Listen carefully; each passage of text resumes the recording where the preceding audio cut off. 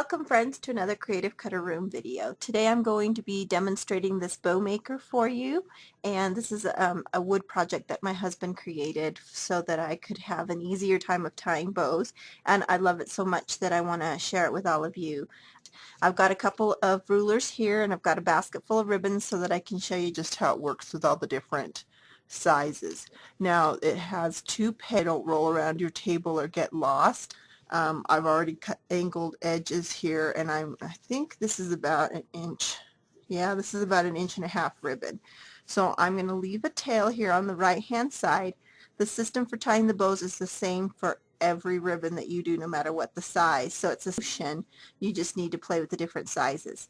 So it's at the widest opening here, and you're going to hold this tail here with the right. You're going to leave yourself about 1 inch, 2 inches, and then you're going to wrap this ribbon starting from this left here over to the right around both pegs. So you've got something that looks like that. Then what I like to do is just center my ribbon, and then this tail here that's on top is going to tuck underneath.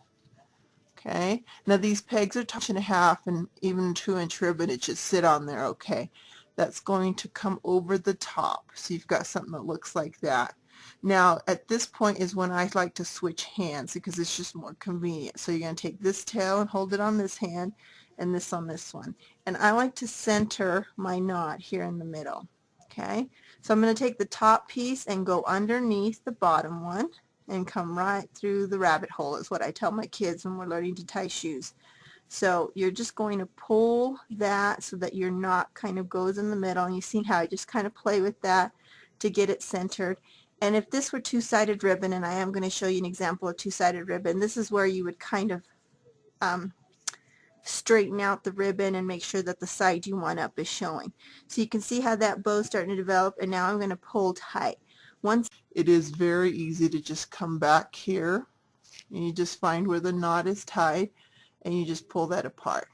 So it doesn't slip, but you are able to undo the knot there. If I can get my nail out of the way.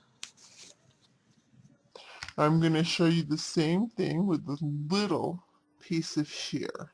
Okay, so I'm coming again just to the two closest spots. I'm leaving myself a tail. Now this is a shorter piece of ribbon. If I hold my ruler up here, this is about 10 inches. Okay, you want to leave yourself enough room to work depending on what size your hands are. I've got pretty big hands, so I want to leave myself room to work. But you're still going to go around the back of the two pegs. Whoops. Around the back of the two pegs. My camera keeps freezing, so I'm going to try and go slow. You're going to go underneath there and come over the top. Okay, so you've got that kind of a knot going center, and then I'm going to switch hands. The switching hands makes it easier, and then I'm going to tuck the top tail underneath the bottom tail, and then I'm going to pull tight. Okay, now that's itty bitty ribbon, and let me just get my little white background here. It's a perfect bow, that is. And then you would trim your tails to the size you want. I've got all these reds out right now because of Valentine. So here's just some regular stitch grosgrain. It's about a 1/2 inch thickness. I'm going to go ahead and leave it at this size, and I'm going to do this at regular speed so you can kind of see me work it. Switch hands, tuck it in, and oops, not let go of that piece. There we go. Okay, perfect ribbons every time. That's what I love about the bow maker. I love especially that you can do really tiny ones. So okay, so it's got these beautiful flowers on one side and green on the other side. I'm going to cut off about a 12 to 13 inch piece. I want the flowers showing, so with my bow maker on the smallest setting, I'm going to leave myself a tail, and I'm going to do this one at speed so that you can see just how fast and easy this is. And I hope my hands aren't in the way. I apologize if they are. I do have big hands. Tight. And do you see how I'm able to move that and maneuver it so I can capture just one little flower there dead center on my bow? And then I'm going to pull that off. And again, if that peg comes off, no problem. And there's that perfect bow. Okay, and I've got the wrong side tails there, the right side tails here. I've got it looking just like I want. Because I like to go to crops and retreats, obviously, if I want to take this with me, you will get your bow maker in a nice little package like this. It's a little zipped up pencil case, so if you want to stick this in a 3-ring binder with your stamp sets, for those of you that put your stamp sets in a binder, it comes here. It is polished and varnished. If you do want to, and I can send it to you already varnished and sanded and nice, so there's no slivers or no problem getting that.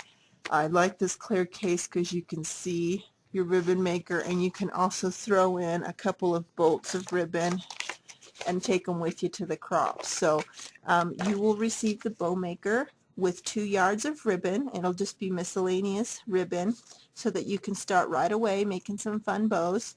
It's a zippered case, so nice easy storage. You either throw this in your scrapbook tote, put it in your crop bag, or put it in your 3-ring binder, however you want. You're not going to lose your pegs, or you can just let that sit on your shelf. Okay, I do have 3 colors of the bags. I've got the black, the blue, and the green. So there's my bow maker, and I'm going to get some more of this ribbon. Okay, to do a double bow, I'm going to give myself quite a bit of ribbon. So this is just so that I can maneuver the tails. So this is a 12, let's see, this is about a 16-inch piece of ribbon.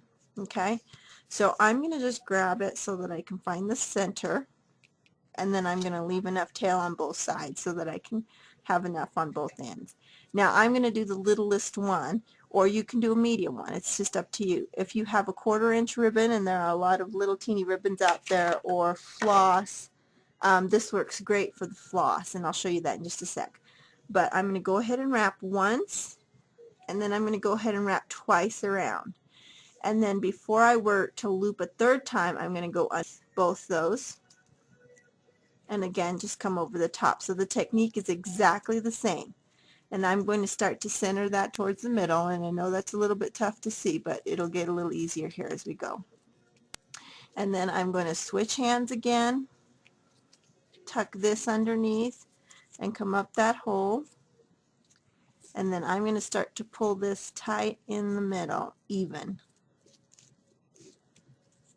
And you can kind of see it as you're working your knot, how it's going to come up in the middle. You see that, how that's forming? And I'm just pulling tight so that the polka dot side is towards the front. Okay, now this time, because there's double bows on there, it's on pretty tight. I'm going to pull the pegs off. And the side I actually want to use is the one with the brown, and not what I did on my double bow card. So there you have 2 really cute bow loops, and then you can lay that bow down on your card just like this, or you can actually even use the other side if you like the polka dot side. That will lay very cutely on your project, and you can see how cute that is with the double bows. Like so. And then I'm going to tuck this underneath. Right there, underneath the bottom. Okay? And then I'm going to pull this piece up so you can kind of see how that bow's starting to form. Now I'm going to switch hands, so this top piece goes to my right hand, the bottom piece goes to my left, and then I'm going to kind of leave myself a hole there, like again, like you're tying shoes, and then you're going to pull that loose end through the hole. And I'm going to start to pull tight, again pulling on that so that I can see it go towards the middle. Now how cute is that twine bow? Perfect bow with perfect loops every time, and they don't pull loose, which is really nice. And you can do multiple layers of ribbon, different sizes, different thicknesses, and you get fantastic bows every time. So I hope you'll check this out. The bow maker alone without a case